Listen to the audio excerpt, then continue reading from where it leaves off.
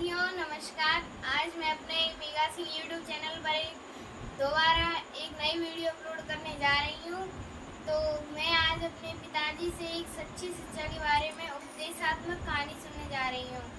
तो मैं इस कहानी को आप ज़रूर सुने और मेरी चैनल को ज़्यादा से ज़्यादा लाइक करें, सब्सक्राइब करें और सपोर्ट। साथियों नमस्कार।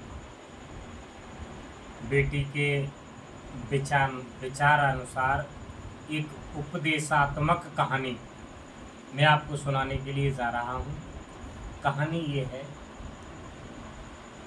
एक बार किसी नगर में एक बहुत ही बड़े सेठ और सेठानी रहते थे। बहुत अच्छे तरीके से वो रह रहे थे, किसी बात की कोई कमी नहीं थी। दुख था तो उनको ये कि उनके कोई संतान नहीं थी।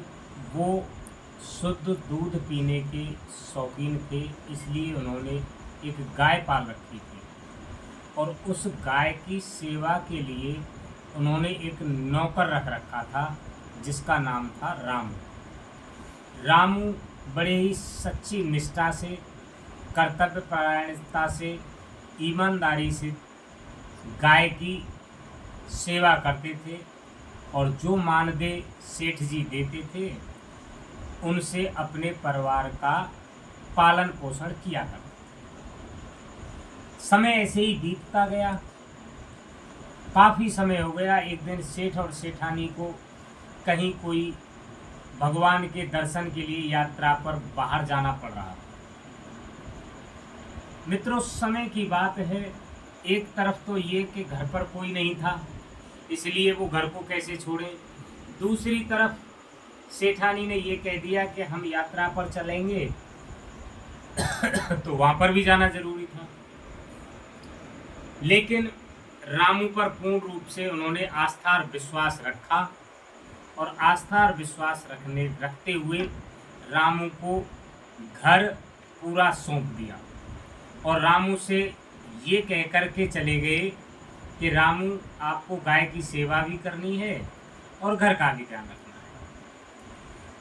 तो मित्रों, होता क्या है, रामू एक बहुत ही दयावान, कर्तव्यनिष्ठ, कर्तव्य परायणता, ईमानदारी का गुण रखने वाला व्यक्ति था। सेठ जी ये कह के गए थे कि आप गाय का जो दूध निकले उस दूध को अपने बच्चों के लिए ले जाना और वहाँ पिला देना। लेकिन मैंने अभी रामू के बारे में कई गुण बताए। रामू, इनमें से भी बहुत सारे गुण कम पड़ जाए, रामू की इतनी बड़ाई की जाए वो भी कम है। रामू अपनी ईमानदारी से कार्य को करने लगा और जैसे ही शाम सुबह दूध निकालता, उस गाय के दूध को अपने घर ले जाता, लेकिन घर में घुसने से पहले उस दूध को घर के आंगन में ही फैला देता था।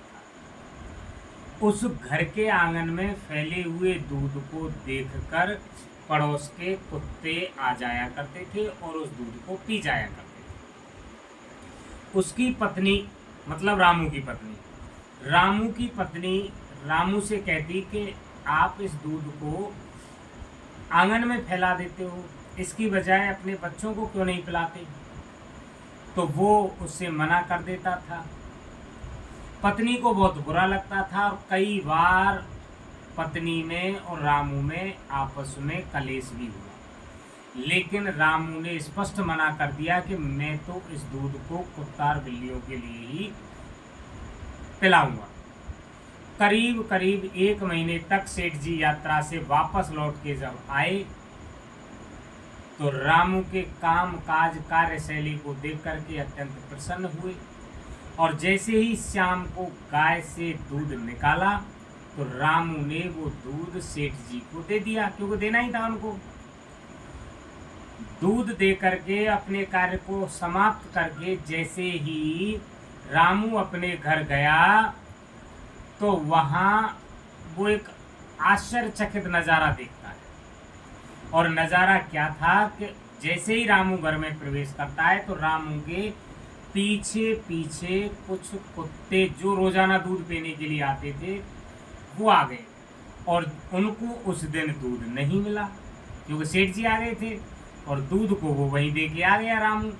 अब उनको तो दूध पीने की आदत पड़ गई कुत्तों को, तो जैसे ही वो दूध नहीं मिला तो कुत्ते आपस में झगड़ने लगे, एक दूसरे पर गुर्राने लगे, और यहाँ तक की बात है कि कुत्तों में जबरदस्त लड़ाई हुई।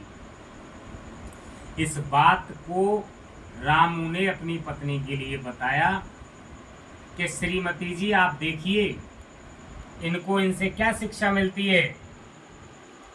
तो पत्नी आंखों में आंसू भरकर रोने लगी और उसकी सारी बात समझ में आ गई, और सारी बात जो समझ में आई थी उस कहानी से हमें ये शिक्षा मिलती है कि हमें अपनी मेहनत एवं